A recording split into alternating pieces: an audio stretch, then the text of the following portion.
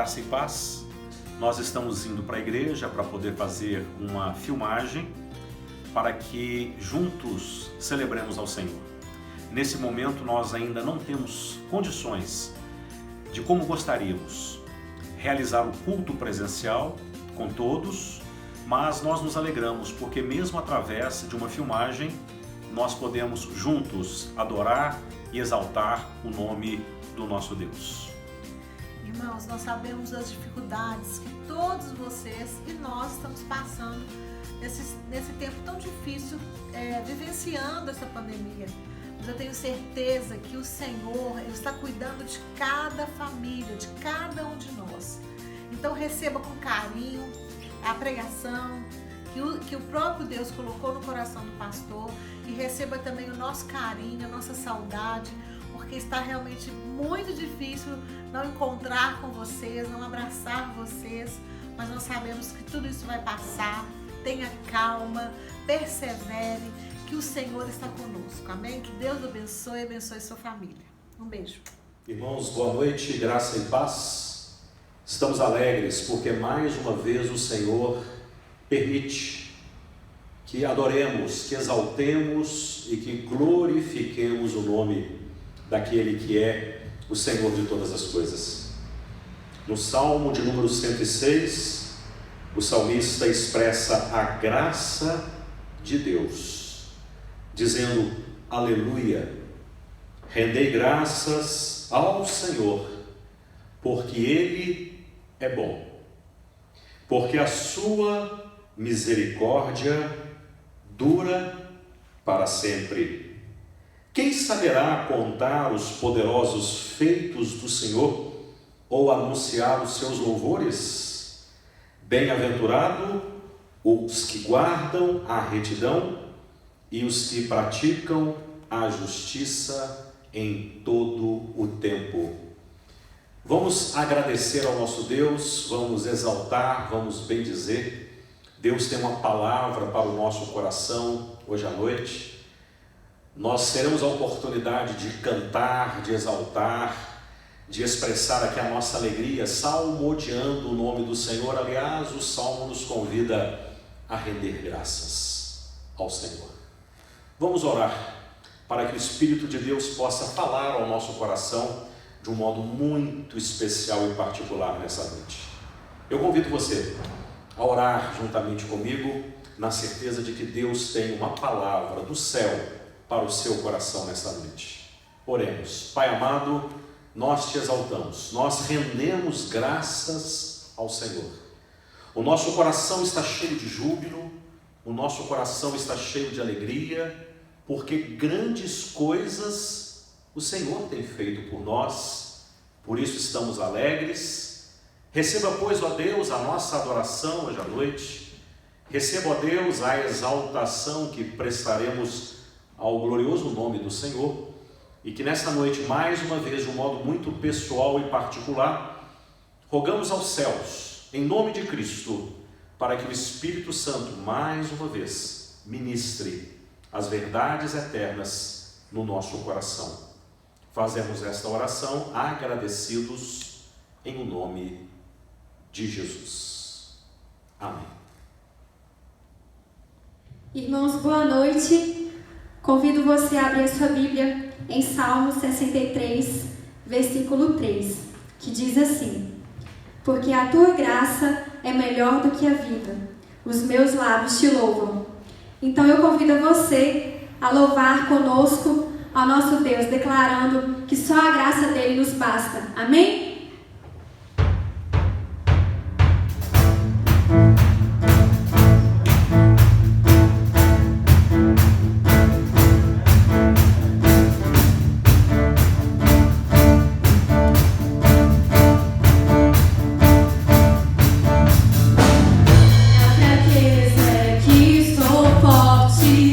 Pois sei que estás comigo, não vou desanimar.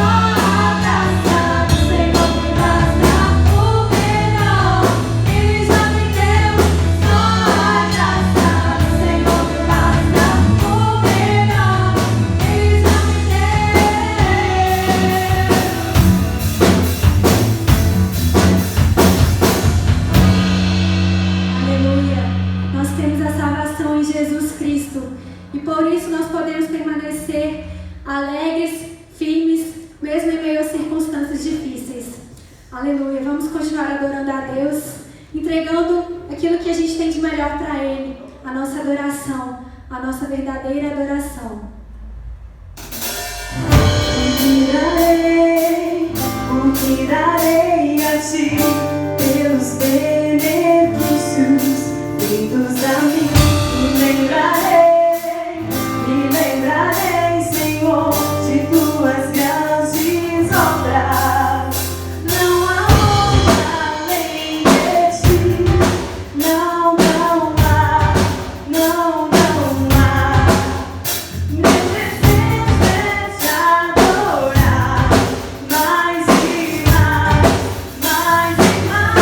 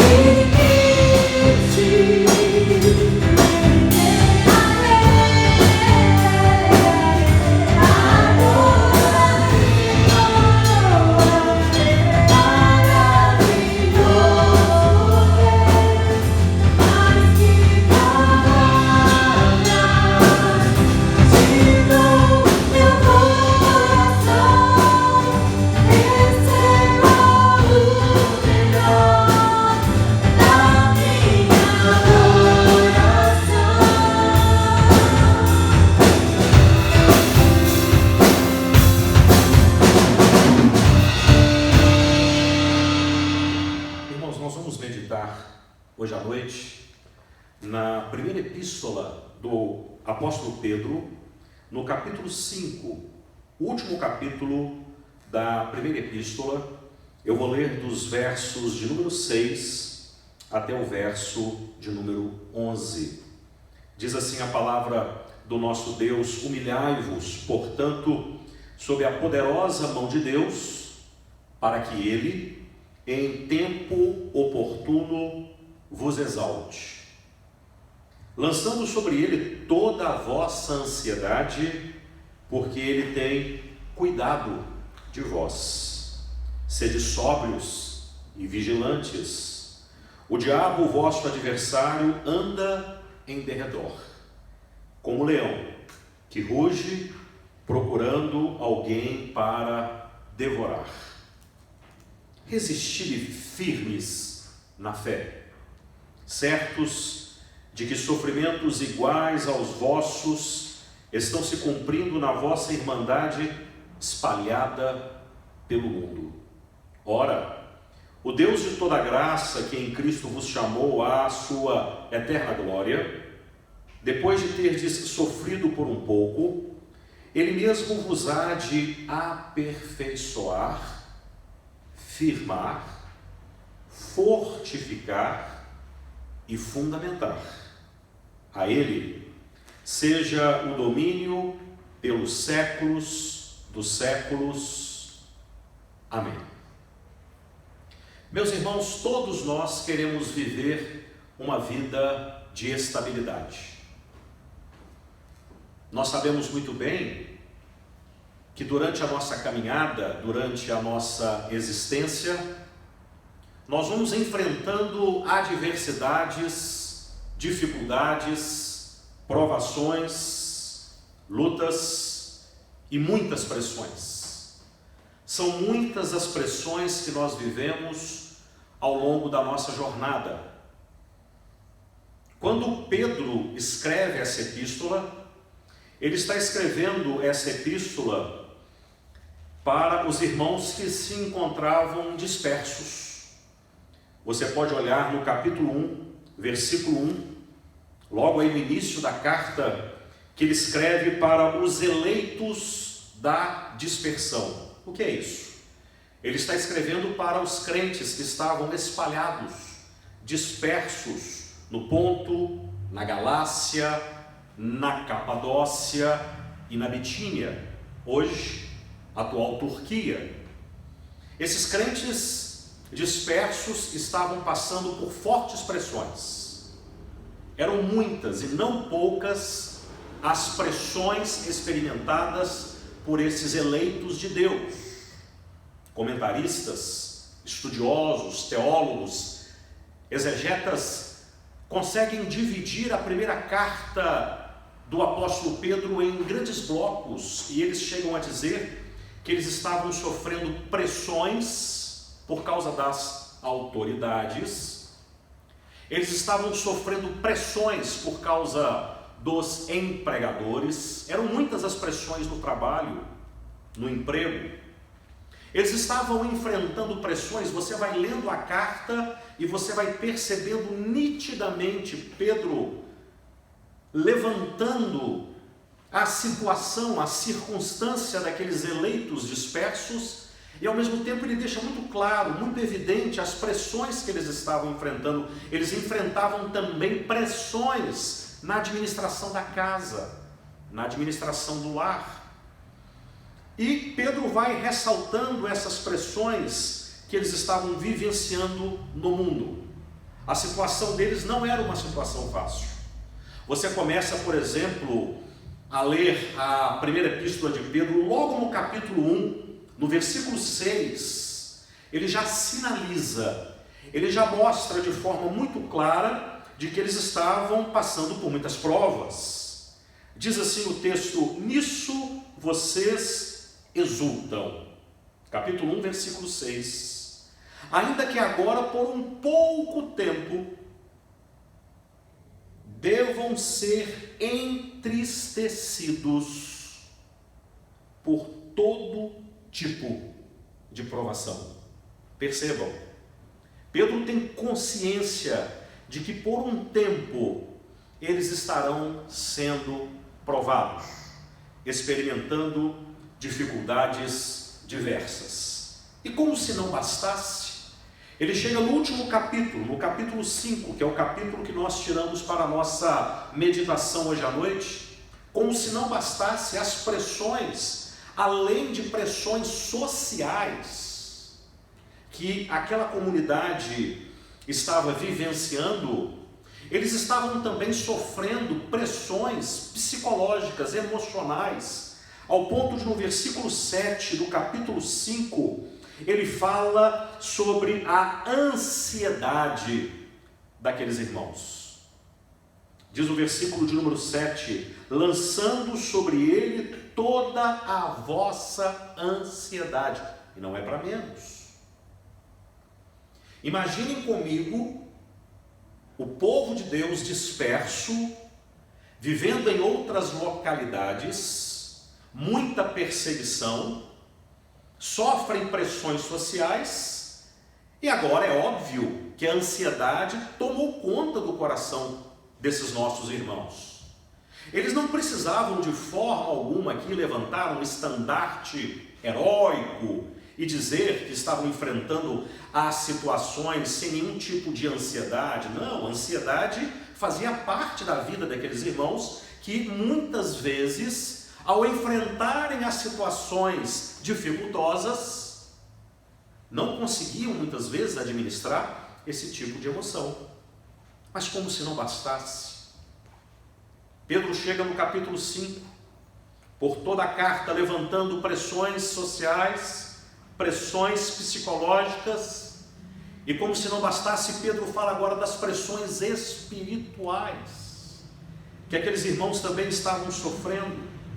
Diz o versículo 8, sede sóbrios e vigilantes, o diabo, vosso adversário. Pedro agora sinaliza de que eles estavam vivenciando também uma grande batalha espiritual. Nós sabemos muito bem que o diabo já foi vencido na cruz, através da morte vicária de Cristo Jesus. Mas o texto diz que o nosso adversário, verso 8, ele anda em derredor, como um leão. Nós sabemos que o leão da tribo de Judá é o Senhor Jesus, mas ele movimenta como leão, ele ruge como leão, procurando alguém para devorar.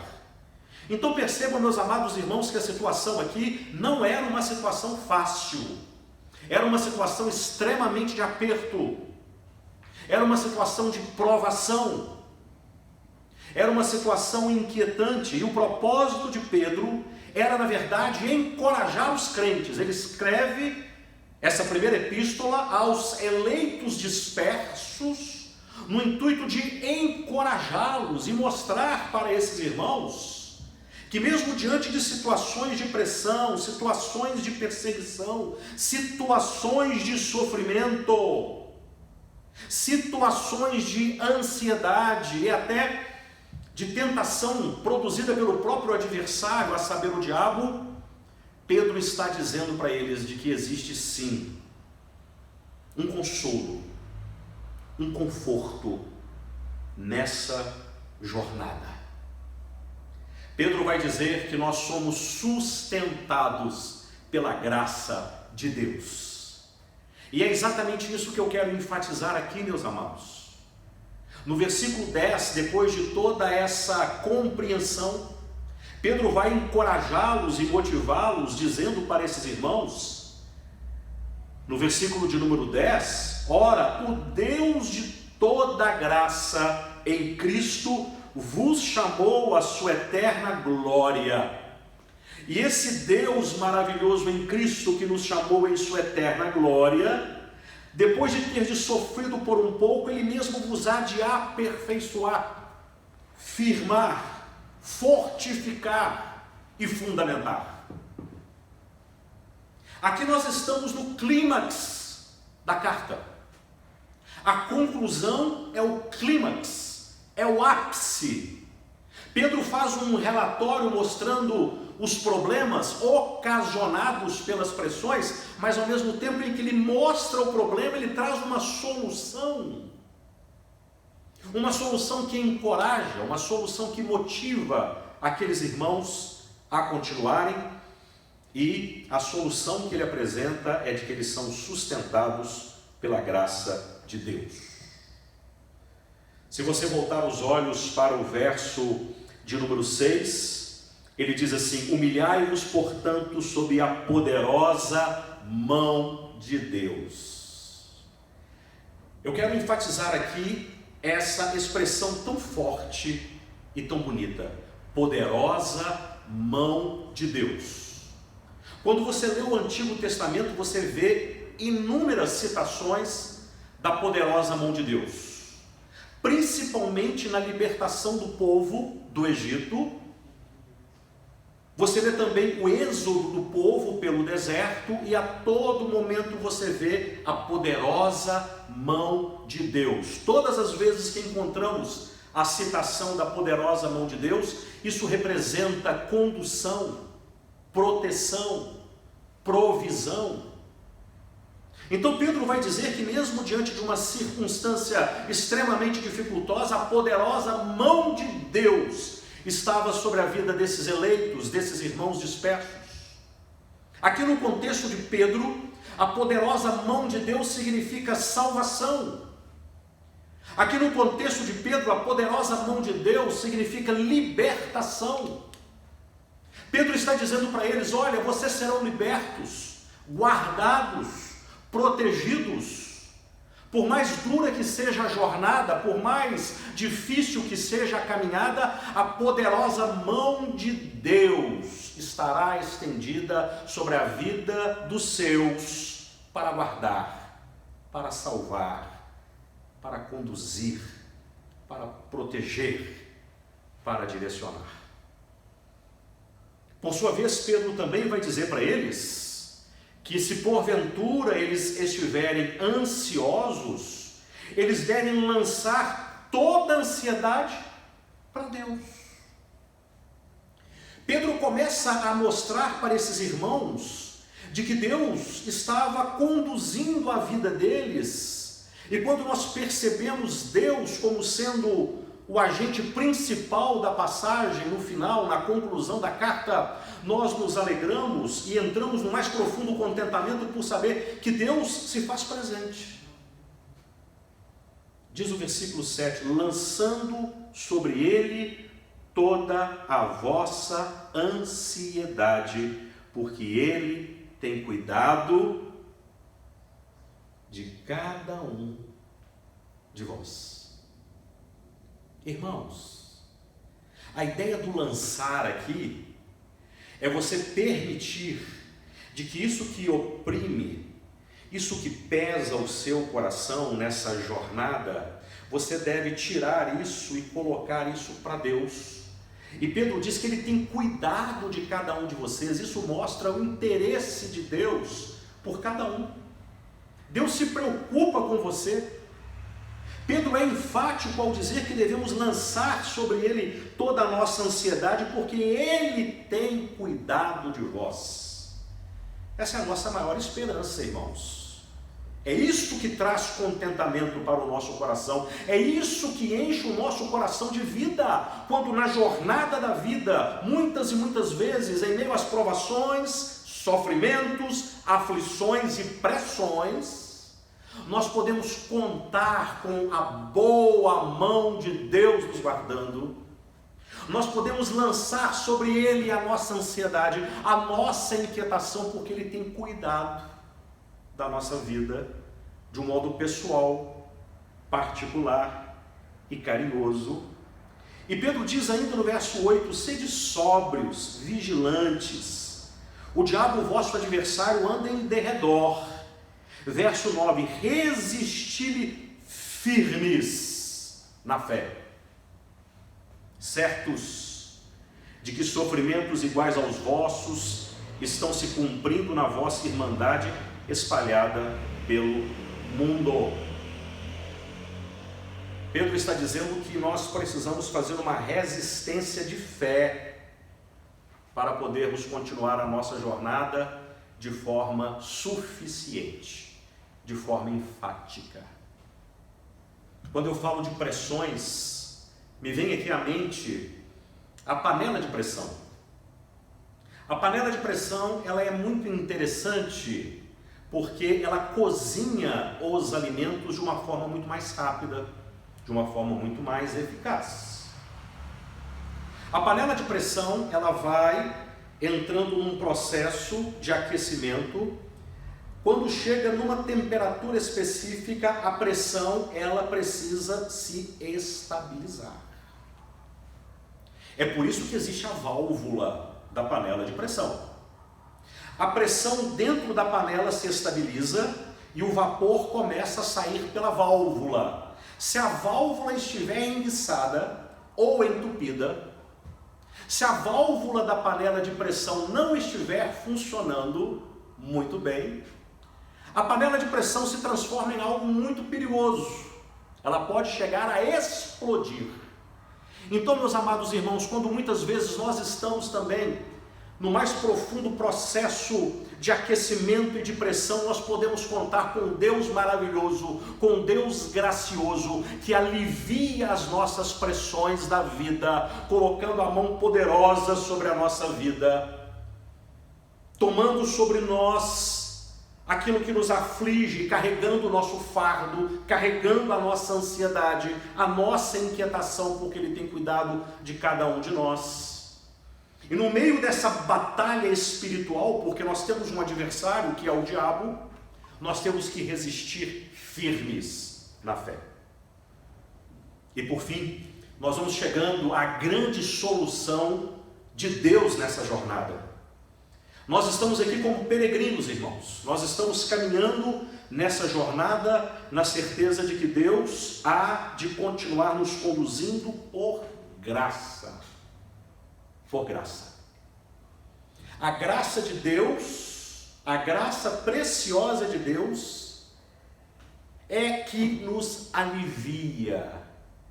A preciosa graça de Deus é que testifica no nosso coração a bondade do Senhor, a misericórdia do Senhor, o cuidado do Senhor, a provisão do Senhor, o livramento do Senhor. É por isso que Pedro chega à grande solução no versículo 10, dizendo: ora, o Deus de toda a graça, que em Cristo vos chamou à sua eterna glória, depois de ter sofrido por um pouco, Ele mesmo, Ele quem? O Senhor.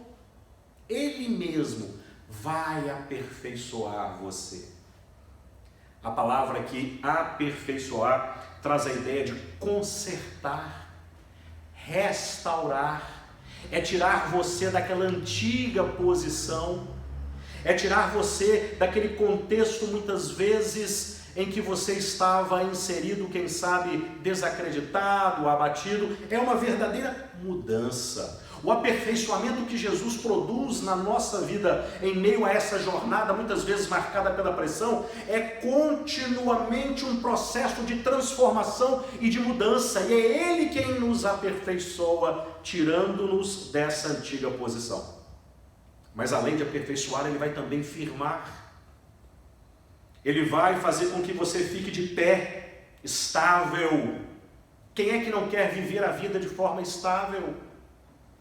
Quem é que não quer ter estabilidade nos seus negócios? Estabilidade na sua conversa? Estabilidade no seu relacionamento? Estabilidade nas suas ações, nas suas negociações? Pois o texto está dizendo a esses eleitos de Deus, debaixo de pressão, que esse Jesus maravilhoso, por causa da graça, essa graça preciosa, essa graça maravilhosa, vai tirar cada um de vocês desse estado e vai mudar o nosso coração num processo de transformação, firmando a minha vida, a sua vida, para continuarmos estáveis. Mas além disso, o texto diz que Ele vai fortificar, vai nos tornar fortes.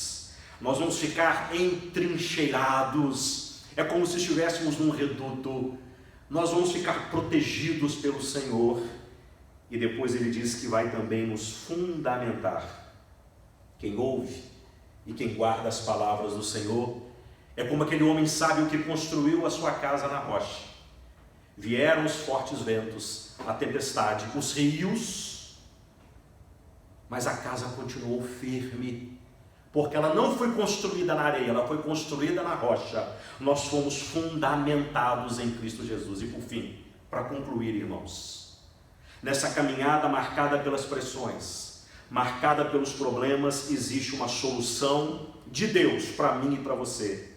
a solução de Deus se chama a graça maravilhosa em Cristo Jesus. Essa graça que vai continuar nos firmando, nos fundamentando, nos sustentando, nos aperfeiçoando, para que em meio às provas a nossa jornada seja uma jornada marcada pela mais profunda certeza da vitória. Que Deus continue te abençoando.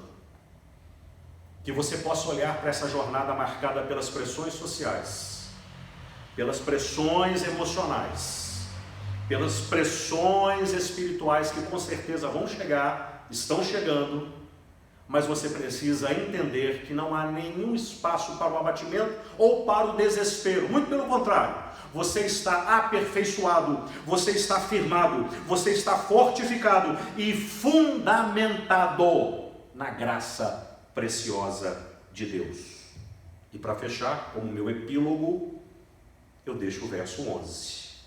A Ele, diz Pedro, seja o domínio pelos séculos dos séculos.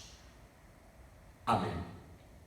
Que Deus nos abençoe e que a sua caminhada, a sua jornada, continue sendo uma jornada marcada pela certeza da graça preciosa e maravilhosa de Jesus Cristo em sua vida.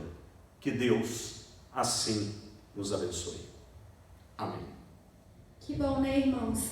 A gente poder entender que a graça maravilhosa do Senhor nos sustenta a cada dia. Vamos continuar louvando a Ele. Senhor.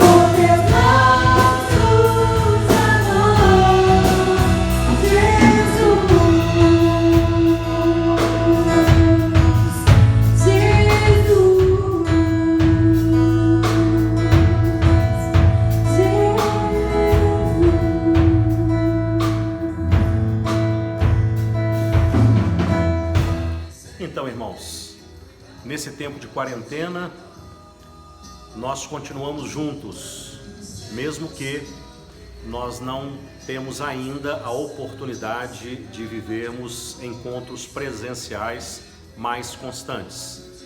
Mas logo logo isso vai passar e logo logo Deus nos reunirá novamente para continuarmos celebrando, bendizendo e agradecendo ao nome do Senhor, que tem sido o nosso sustento, o nosso baluarte e a nossa alegria. A Igreja de Sião é um presente de Deus e que bom poder dizer sim, eu faço parte. Que bom poder participar de uma igreja viva, uma igreja em movimento, uma igreja que mesmo com as portas do seu templo fechadas, continua exalando o bom perfume de Jesus e mostrando o amor de Deus a esse mundo. Eu quero dizer que eu estou com muita saudade de vocês. O meu coração fica apertado quando muitas vezes nós nos colocamos aí participando através das plataformas, dos recursos tecnológicos, seja o Zoom, seja o YouTube, seja o WhatsApp, seja o Instagram. É sempre bom. As tecnologias chegam para nos colocar mais próximos, mas eu confesso que eu tenho sentido uma saudade muito grande de cada um de vocês, da presença de vocês, do carinho de vocês, do amor de vocês, de poder ver esta igreja cheia, celebrando, cantando, levantando as mãos e glorificando o nome do Senhor. Vamos continuar orando, irmãos. Vamos continuar, sim, exercitando a nossa fé, na certeza de que logo, logo Deus nos colocará juntos novamente para, nesse exercício de fé, continuarmos a nossa caminhada. Mas, enquanto isso não é possível, nós vamos continuar juntos, unidos, numa só fé, num só batismo, num só amor. E eu quero dizer para você que você continue, sim, tomando os cuidados que você já vem tomando. Você podendo ficar em casa, fique em casa. Ao sair, use a máscara, lave as suas mãos, use o álcool gel. Vai cumprindo aí com fidelidade aquilo que Deus mesmo tem nos instruído. E vamos sim, no exercício da fé, com muita alegria, com muita motivação, sem perder a esperança, porque a graça preciosa de Deus continua sendo o nosso alimento, a nossa fundamentação. Que Deus abençoe vocês. Que Deus continue fortalecendo o coração de vocês e não esqueçam de cumprir a palavra que Deus tem nos dado, de tomar os nossos devidos cuidados, mas tomar os devidos cuidados com fé, com esperança e, acima de tudo, com amor, a saber, o maior deles é o amor. Que Deus abençoe vocês, muita saudade, um abraço carinhoso na vida de cada uma das famílias da nossa igreja. Que Deus os abençoe e que logo, logo, dentro do tempo de Deus, em momento oportuno, possamos retornar para juntos continuarmos a nossa caminhada aqui no templo, de forma presencial, exaltando, bendizendo e glorificando ao nosso Deus. Shalom, muita paz para o seu coração, em nome de Jesus.